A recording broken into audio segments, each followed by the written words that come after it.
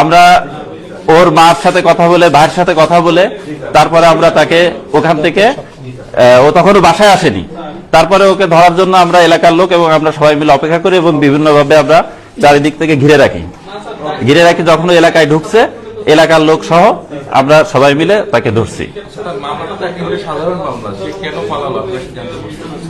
সে তার কথা হচ্ছে, সে হচ্ছে একটু মাদকাসক্ত ছিল এবং সে নেশা করত। সে নেশা করার কারণে তার মস্তিষ্ক কিছুটা বিকৃতি হয়ে যাওয়ার কারণে ভিতরে তার অবস্থায় তার বেশি একটা ভালো লাগতো না। সে বলল যে আমার ভিতরে ভালো লাগতো না, এই জন্য আমি ডিসিশন নিয়েছিলাম যে হচ্ছে আমি জেল থেকে কিভাবে পালাবো, এবং তার মাকে ভালোবাসার কারণে তার মার সাথে দেখা করার জন্য তার বেশি ইচ্ছা ছিল।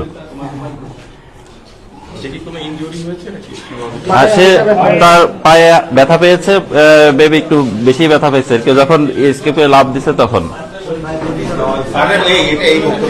দৈনিক ইবি নিউজ, আমরা দেশ ও মানুষের কথা বলি।